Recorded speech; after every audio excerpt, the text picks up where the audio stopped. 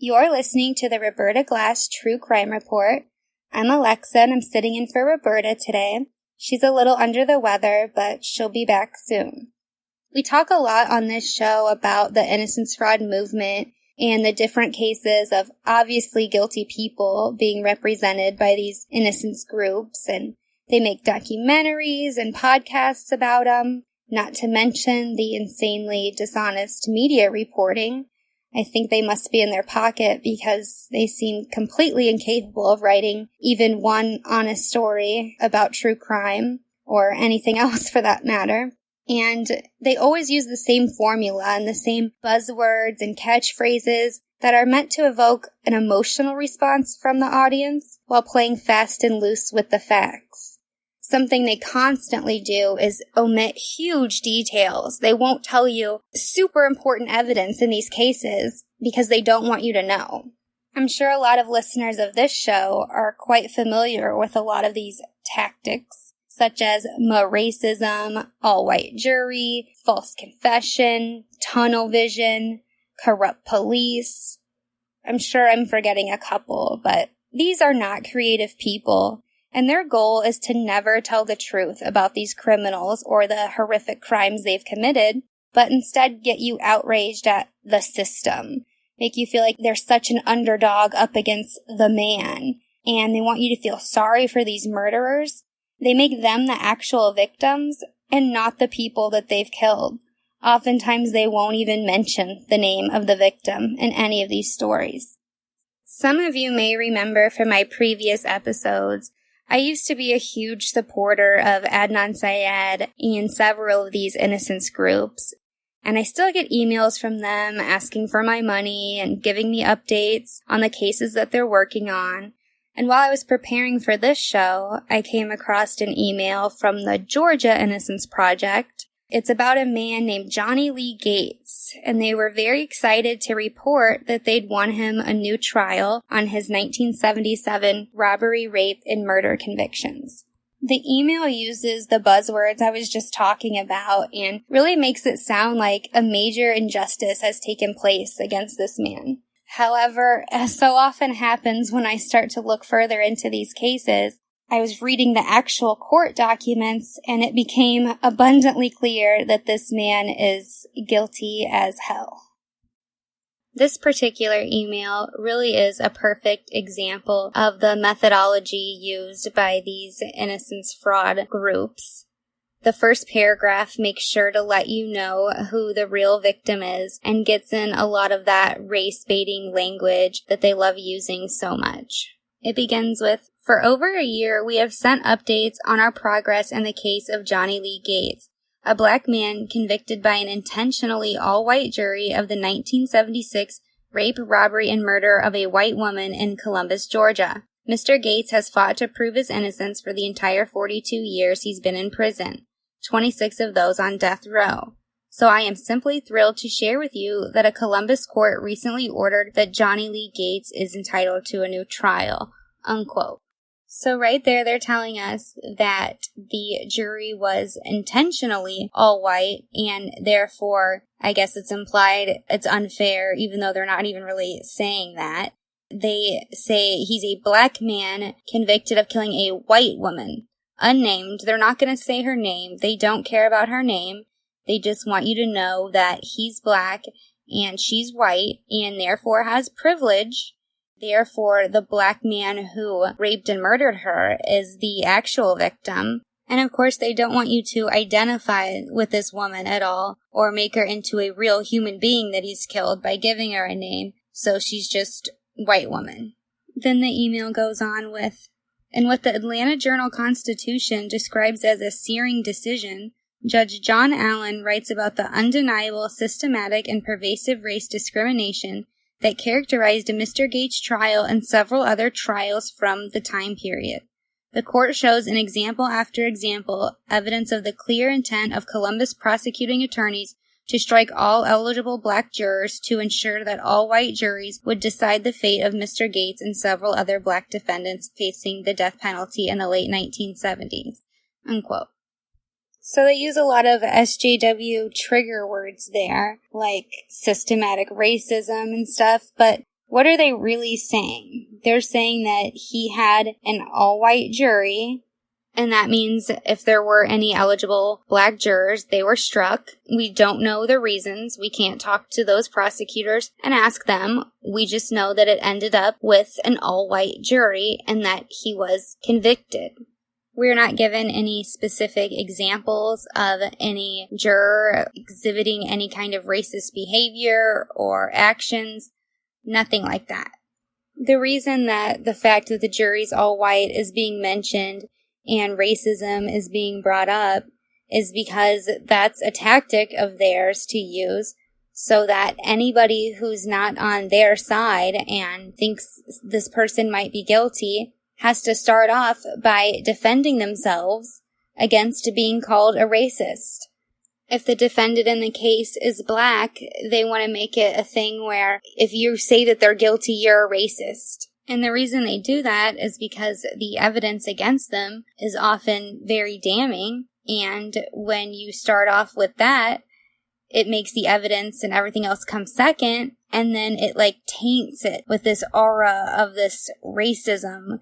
It really doesn't mean anything in this case, since we have no proof or evidence that anyone on the jury was racist, but they just put it in there to make sure that you're not thinking about the actual case and the evidence, and you're suspicious of everything, because when racists are afoot, you never know what could happen. Finally, in the third paragraph, we get to, I guess what you could call their bombshell, and it goes as follows. The court held that new DNA evidence obtained from the ties used to bind the victim indicates Mr. Gates did not commit the crime and entitles him to a new trial. Thought to have been long destroyed, Georgia Innocence Project interns found those ties in the DA's office in 2015. Judge Allen considered this new exculpatory DNA evidence in the context of other material and exculpatory evidence that the state destroyed very shortly after Mr. Gates's trial. Wow, okay, that sounds compelling. The court found that he did not commit the crime because of new DNA evidence? Well, why did they order a new trial if they found that he had not committed the crime because of this DNA evidence? And if you know anything about the way the appellate court system works, then you know that they don't even determine innocence or guilt. They're not supposed to take that into consideration. They're only supposed to determine if the person got a quote-unquote fair trial. And I guess the SJWs over there on the appellate court in Georgia believe that if you are black and your jury was white, then your trial was unfair, because we are now living in clown world. I'm going to come back to the DNA evidence that they claim proves that he didn't commit the crime, but first I just want to finish the email. It continues with, the order follows a 2-day hearing in Muscogee County on Mr. Gates's extraordinary motion for a new trial, litigated by the GIP and our co-counsel at the Southern Center for Human Rights. Despite the clear findings indicating that Johnny Lee Gates never received a fair trial due to systematic race discrimination and that he did not commit the crime, Muscogee County District Attorney Julia Slater recently told a local newspaper that she would appeal the decision to the Georgia Supreme Court. If she does appeal, that process could take years. GIP and SCHR intend to fight alongside Mr. Gates every step of the way. We will keep you updated on our progress. For now, we are incredibly grateful for Judge Allen's decision, which validates what Johnny Lee Gates has been saying for decades and bring him one step closer to justice. Unquote. So this district attorney, Julia Slater, apparently knows that the court determined that he, quote, did not commit the crime, but yet she has vowed to retry him. What a horrible person. I think we're supposed to get really, really mad at Julia Slater right now. I actually do get really, really mad at Julia Slater, but I'll talk about that later as well. So based on that email, what do we know about the Johnny Lee Gates case? We know that he was convicted by an all-white jury of raping, robbing, and murdering an unnamed white woman, and that it's unfair to have black defendants have all white juries because they're so racist. But that's about all we know. So I want to read to you some of the details of the case that I got from the numerous appellate decisions that have been denied over the years. Because as it mentioned in that email, it's been over 40 years that Johnny Lee Gates has been fighting this conviction. However, 26 of those years, he wasn't even actually maintaining his innocence. Neither were his attorneys. They were fighting for his death sentence to be commuted because they said that his IQ was too low to be killed by the state. And that's all they were trying to prove. It finally worked after 26 years. Once he got that sentence commuted, he decided to start writing to the Innocence Project and claiming he is innocent. And they were super excited to take his case. I mean, they love nothing more than getting out a black man who's been convicted of raping and murdering a white woman. And that woman's name was Katharina Wright, and she was 19 years old. She was German, and she met her husband because he was a soldier stationed over there. They got married and moved to Columbus, Georgia. They had only been in their apartment for 1 week when her husband came home and found her body. She had been tied up, raped, and then shot in the head. The day after the crime, Katharina's neighbor called the police to let them know that a black man had come and knocked on his door that afternoon, claiming to be from the gas company and trying to get into his apartment. He thought that might have something to do with her murder, but the cops didn't really have any leads. They just got a description of the man from him. And the case sat dormant for about 3 months until Mr. Johnny Lee Gates was arrested for manslaughter and armed robbery, which he later pled guilty to. I'm not sure of the facts of that case specifically, but we know that he's capable of robbing and killing people now. Shortly before this, an informant had given Johnny Lee Gates' name to the police in the Katharina Wright murder because he was aware of a .380 gun that Johnny Lee Gates had borrowed from somebody, and apparently when he had returned it, he let them know that he had shot somebody with it. So the cops asked him about this. They advised him of his rights, all that stuff, and he gives a verbal confession to them and then a written confession. After the written confession, they take him to the apartment. It's now empty because, her husband didn't want to stay and live there. They videotape him as he does like a reenactment of sorts of the crime. He's able to point out exactly where furniture was in the apartment. He tells them that he posed as a gas company employee and that once she let him in, she gave him a can of oil. He went over to the heater and started messing with the heater, and then when she wasn't looking, he attacked her. Well, when he told them this, they decided to fingerprint that heater and found 2 very clear fingerprints that belonged to Johnny Lee Gates on this heater.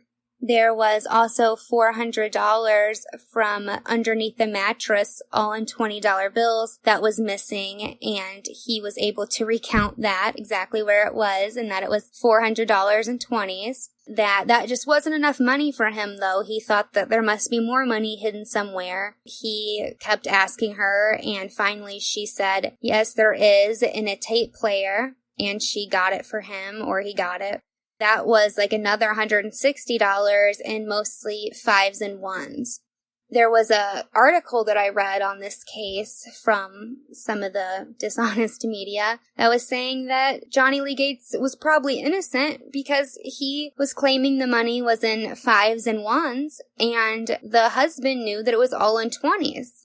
And yes, it was all in 20s, the money that was under the mattress, but not the money that was from the tape player. So after the multiple confessions and then his fingerprints being found at the scene, he was arrested and charged with Katharina's murder. They had the neighbor who had originally told them about the gas company worker coming to his house. They had him do a lineup. He was able to pick Johnny Lee Gates out of the lineup with no problem at all. The Innocence Project will tell you that it was a flawed eyewitness identification because when the neighbor had given the description, he was a couple inches off on the height, and he said he was a few years older than Johnny Lee Gates actually was. But they don't mention that at the lineup, he was positive that it was Johnny Lee Gates who knocked on his door. Not to mention, a police officer who did the lineup testified that when the man was leaving, the neighbor, they accidentally crossed paths with Johnny Lee Gates while they were taking him back to the jail. Mr. Gates saw him and looked over at the cop and said, "I know who that man is. That's the man who I told I was from the gas company to." His trial was later in the year in 1976. They had what I would call a slam dunk case with his multiple confessions, his fingerprints, and the eyewitness identification. The videotape was shown at trial. The detectives who took his original confessions talked about what he said. I just want to read a little bit of that because it's pretty disturbing. Gates stated that on November 30th, 1976, he obtained a gun from a man named James Taylor because he was planning a robbery. He then went to Wright's apartment complex where he first encountered a white man matching Hudgens' description, and that would be the neighbor. Gates told the man that he was from the gas company and that his gas might be off for a little while. After he spoke with the man, he went to Wright's apartment and knocked on the door. Wright came to the door and told Gates that he was with the gas company, and Wright let him in. According to Gates' statement, he then threatened to rob Wright. She said that she had no money and all he could get from her was sex. So then Gates raped her and demanded to know where she kept her money. Wright then gave him the money from under the mattress and another $180 that had been hidden behind the tape player in the living room. Gates then told Wright to go back to the bed, and she sat down on the side of the bed, and he tied her hands behind her with a belt from her bathrobe. He then used black neckties he found in a dresser drawer to cover her eyes and mouth. Wright then kicked Gates and told him that she would identify him. He then shot her in the head. He stated that after he fled the apartment, he returned the gun to James Taylor. So, unsurprisingly, Johnny Lee Gates was convicted at his trial of the robbery, rape, and murder of Katharina Wright, and he was sentenced to death. And remember, this is 1977 that the trial happened. The crime happened in 1976. So DNA was not even a thought at that point. They had no way of ever knowing that the physical evidence could be tested for DNA. And again, it was a slam dunk case, so they didn't keep a lot of the physical evidence, which is something that the Innocence Project really counts on. That's why they like to get old cases too, because they know that a lot of this stuff isn't going to be there anymore. The witnesses may have died, or it's been so long they can't remember. They might be likely to be able to be bribed to change their stories. They've been caught doing that before. So once the Innocence Project takes his case, they start filing court motions, some 30, 40 years later, demanding that the state produce all the physical evidence from the scene so they can do DNA testing, and the state told them they no longer had it. In 2015, 2 interns from the Georgia Innocence Project allegedly, for whatever reason, the DA has allowed them to go into their evidence vault and start looking around, and they find an envelope that has the bathrobe and 4 neckties in it from her body. According to them, 2 of the items, the bathrobe and 1 necktie, had very low level DNA on it, like degraded. They couldn't tell whose it was, but they could tell it was a mixture of at least 3 people. That was it for a while until a man named Dr. Perlin came around and sold the Georgia Bureau of Investigation this technology called True Allele DNA that he created and patented that he claims can interpret DNA better than humans. When it's a mixture of people and very degraded, he claims his computer algorithm can at least exclude certain people from this. He testified at the most recent appeal hearing that Johnny Lee Gates' DNA could not have been one of at least 3 people mixture that was found on 2 of the items. I had heard of this True Allele before, but I didn't really know much about it. So I did a little bit of research, and I came across an article from the Pittsburgh Post-Gazette. It's about a county there and how they bought the True Allele system. It says they bought it for $206,000. I should just read a little bit of this article. It says, Allegheny County officials decided to buy True Allele, a new probabilistic genotyping program used to identify suspects in complex DNA mixtures involving more than one person, almost a decade ago. 9 years after the $206,000 grant-funded purchase, the program is still not in use. Lab officials shelved it, citing, among other concerns, the program's complexity, its general acceptance in the scientific community, and reproducibility of results. Yet True Allele evidence has been presented in more than 50 criminal cases in Allegheny County. That's because the district attorney's office now independently contracts with cybergenetics. That's where Dr. Perlin works. The Oakland company that created True Allele, it paid nearly $300,000 since 2013 to have crime scene data produced by the county lab analyzed by the private program. Allegheny County is paying double for a program rejected by its crime lab. His method has been validated many times. It has been approved in Pennsylvania, said First District Attorney Rebecca Spangler. Despite the endorsement by the DA's office, True Allele is still being used in a limited basis across the country and is embroiled in controversy in another state. Dr. Perlin, a medical doctor and creator of the program, blames the lack of use on a number of factors. Analysts' unwillingness to change, fear of repercussions by the FBI, which uses a competing program, and fear by government officials that moving to the new program will open them up to potential liability by people who may have been wrongly convicted through less reliable methods. There are approximately 250 crime labs in the United States. Only 5 of them are currently using True Allele, while 4 others are expected to go live in the next several months. But the company's $1.2 million contract with New York State Police Forensic Investigation Center was canceled 4 years after it started and before True Allele was ever approved for casework. The agency began working with True Allele in September 2011, said State Police spokesman Bo Duffy. But in the fall of 2014, lab officials launched an internal investigation over allegations that 15 analysts were sharing answers in True Allele training sessions and on exams, raising questions about their integrity.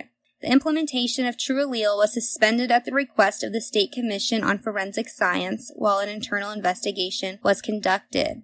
The contract was ultimately canceled in September 2015. When I was looking into who exactly this Dr. Perlin is, I came across a presentation that he gave with a Dr. Hampikin, and it's right on the Cybergenetics website. It's him, Mark Perlin, and an F. Watson, and it's called When DNA Alone is Not Enough, Exoneration by Computer Interpretation, American Academy of Forensic Sciences 69th Annual Meeting, New Orleans, Louisiana, February 16th, 2017. And if we go to this Dr. Hampikin's Wikipedia page, we find out that he is the founder and director of the Idaho Innocence Project. He assisted in the establishment of various forensic evidence projects, such as the Georgia Innocence Project. So this man has founded a Innocence Project and assisted in founding the Georgia Innocence Project. And if we go down a little further on his Wikipedia, it says, during the high-profile case of Amanda Knox on May 23, 2011, Hampikin announced that based on an independent investigation and review, DNA samples taken from the crime scene all pointed to African drifter Rudy Gade and excluded Knox and Celestito. Upon re-examination of the DNA, he concluded that the evidence is unreliable and contaminated. Hampikin's findings were one of the main reasons that Knox and Celestito were set free. So this person who works closely with the man who testified at Johnny Lee Gates's appeal hearing that he's 100% sure that the DNA doesn't match him is someone who founds innocence projects for a living and is personally responsible for getting Amanda Knox out of jail, who is guilty as hell. And honestly, it just got worse as I continued reading this report. It's about the case of Daryl Pinkins. It's talking about how he's innocent and two other innocent men were misidentified as the attacker of a woman who was raped after the people ran into her car. It was a car full of 5 black men. They hit her, and then when she stopped, they got in her car and they all beat her and raped her. And this was in 1991, so there was DNA, but it wasn't super sophisticated. And while all 5 men had raped her, only 2 or 3 of them had ejaculated and left DNA, and it was established in 1990. It lies in this paper and tries to say they testified that it probably was his DNA, although it never was testified that it was his DNA. It was always known that his DNA was not one of these people, but it was established through tons of other evidence that he was in fact there that day, including his work clothes being found at the scene. I don't want to get too off topic and start going too deep into this other case, but it is important to note that Dr. Perlin is working with this Innocence Project man and has been known to, I guess you could say, exaggerate the findings of his evidence in other court cases. It says here that they identified all 5 of the perpetrators and none of them were Pinkins, but that is not true. The 5 were never identified. True Allele claimed that they could see 2 different genotypes that were never seen before, but they couldn't identify them, and nobody else has ever been arrested for the rape of that woman. Basically, it's another innocence fraud case, and Dr. Perlin is associated with it. I'm not a DNA expert, and I can't tell you if True Allele is legit or not. I mean, I think there's some issues with it, but I can't say that it's a complete fraud. However, nobody can check this algorithm that Mr. Perlin invented because he says it's proprietary and can be stolen, and therefore he doesn't have to hand it over.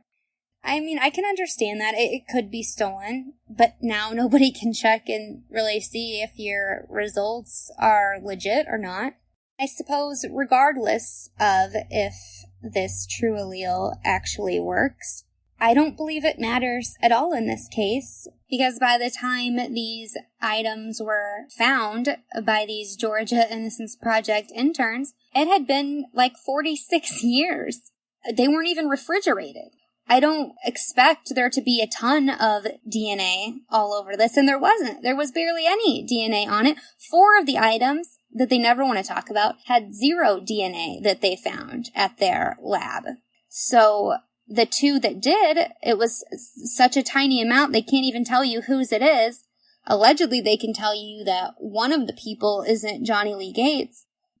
Dr. Perlin testified that the killer's DNA should be all over these items. and the court used that as a reason to give him a new trial.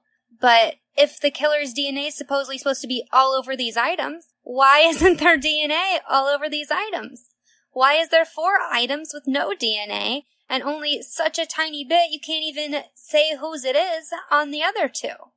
It's honestly the dumbest reason I've ever heard in my life to overturn a conviction.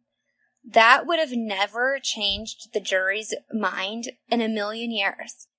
Even if the jury wanted to believe that whoever's DNA was on these ties was also at the crime scene, that wouldn't absolve Johnny Lee Gates in any way. It would just mean he was lying in his confession and someone else was with him, because he knew way too many details of the crime that nobody else could have possibly known except for someone who was there, and his freaking fingerprints are there. There's no guiltier person in the world than Johnny Lee Gates.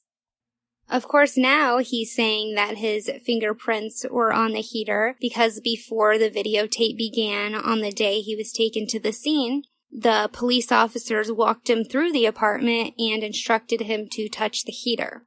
And according to the most recent appeal ruling, in true Innocence Project fashion, I quote, "On February 10th, 2018, almost 41 years after his trial, defendant procured an affidavit from Mr. Hicks which allegedly reveals that defendant was walked through the crime scene before his videotaped confession." End quote. So Mr. Hicks is apparently one of the officers whom were there that day.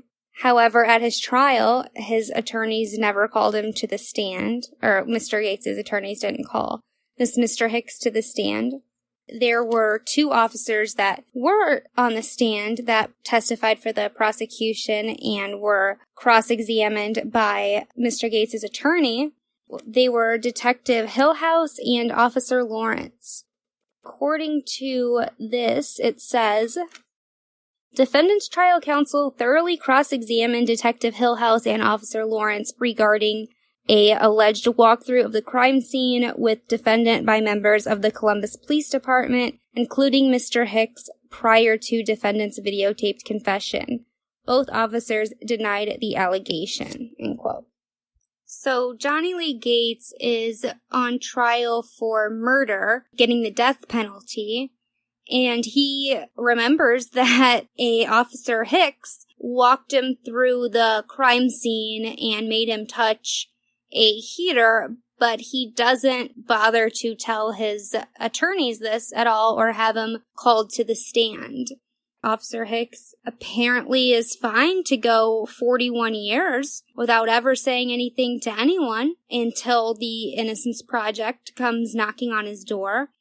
They didn't attach this affidavit to the ruling. And I find it interesting that the language of the court was that they allegedly obtained it, and it allegedly reveals. I don't even know if the court has seen this or not. I'm not sure. I would think that they have, but I just don't know why it says allegedly. But if he did write something like that, cool story, bro. 41 years later, you just come out with this. Never bothered to tell anyone that you done it? I mean, that's insane. And since this is so long ago, I don't know how old this Mr. Hicks is. He's could be senile by now, and they probably wrote something out and had him sign it. I don't know. I don't trust them at all. I'm sure that this didn't happen. The officers that testified under oath at trial stated it never happened. And Mr. Gates himself didn't even claim that it happened until years later.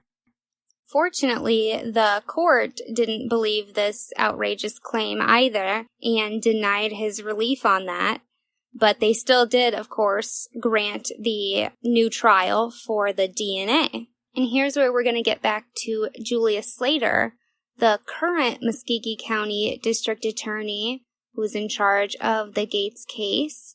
The one who was cited in the email as being horrible for saying that she was going to appeal that decision and definitely retry him. And that email that I read, I received in January of 2019. and only recently rediscovered it about 2 weeks ago when I started preparing for this episode that I wanted to do about the Innocence Project and the tactics that they use.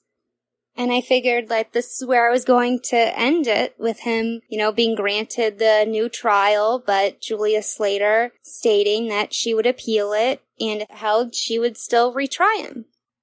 But then last night, I was looking for a picture of him to use for the episode, and I Googled his name, and the top result was a news story from just a couple hours ago. The headline said, "Columbus man freed after 43 years for murder he claims he did not commit." I almost went into shock when I read that. I really couldn't believe they let him out. He killed 2 people within a 1-month time frame, just that we know about, just that he's confessed to. Because don't forget, when he confessed to Katharina's murder, he was already under arrest for killing someone else and robbing them. The article says that he secured his release by pleading guilty to armed robbery and manslaughter, with 20 years for each charge that would run consecutively, and he got credit for the 43 years he's served, so he walked free from prison today at 3:10 p.m. Through his attorneys, he issued a statement, and it goes as follows. "I've fought 43 years for this day. I always had faith it would come, even when others weren't sure. I am an innocent man. I did not commit this crime. What happened to me is something that should never happen to any person, but I am not bitter. I thank God that I am here, and I am happy to be free." I always find it interesting when people who claim to be innocent get out of prison and they say things like they have no animosity, they're not mad at anyone, they're not upset. I don't know about you, but I get upset when the person at Panera puts pickles on my sandwich, or when my brother's dog jumps on my bed. But if I had happened to me what these people claim happened to them, which would be like a multi-level conspiracy involving specific people framing me for murder, completely destroying my life, causing me to spend untold amount of years in prison because of their lies against me, I don't think upset would even begin to cover how I'd feel towards them. But I think the reason that they say that they're not angry and that there's no one to blame is because there's no one to blame but themselves, and they know that. They know that they're guilty. They never really thought they were going to get out. He never really thought he was going to get out. Like, I'm sure he always hoped, but, everyone in prison basically says they're innocent, and no one really gets out, especially if you're in there for life or for murder. All those dozens of appeals that he's filed over the years, every prisoner files those. Every single one. They're all trying to get out and trying to do anything they can. Like, they're all a crapshoot. 99% don't ever get granted. People think, he wouldn't have asked for the DNA testing if he was guilty. Yes, he would, because he's hoping for an outcome just like this. Like, all the time it happens that they ask for DNA and it comes back that they're guilty. They're just hoping that the state won't have it, or for some reason it won't match them. Like, they're reaching for anything they can to try to get out.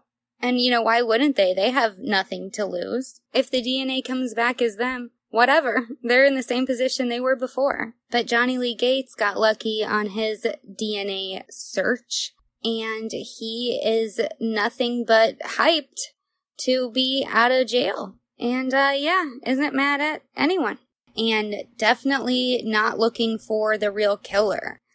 Sometimes these people claim, at least for a minute or at the press conference when they get out, like Ryan Ferguson or the West Memphis 3, they'll be like, yeah, we're going to try to find the real killer, but they never do. Like, if it's a good story, a documentary might be made about it to make some money, but they're not actually looking for the real killer. Johnny Lee Gates isn't even going to try to attempt to pretend that someone else did it. I didn't read in any of the defense briefings or reports that they had any alternative suspect whatsoever. Later in the article, we hear from Julia Slater, who was the villain from the email at the beginning when they said she was going to retry him and how awful that was because she knew he was innocent.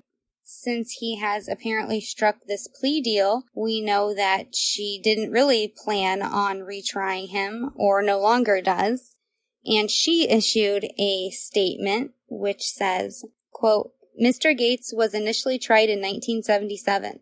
While much has been made of the conduct of the prosecutors at the time, I want everyone to know that race should never be a factor in the selection of a jury in Columbus, Georgia.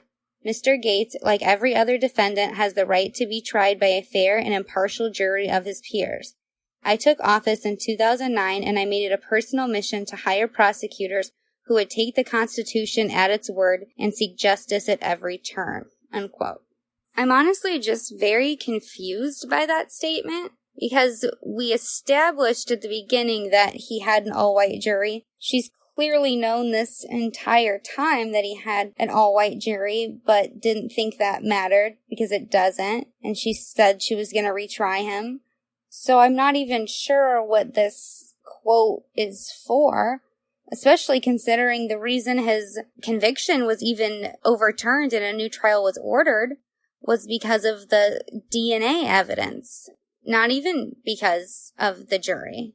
So the new trial didn't happen, but he did still plead guilty to robbing and killing Katharina Wright. So when he walked out of jail today, he was a double convicted killer.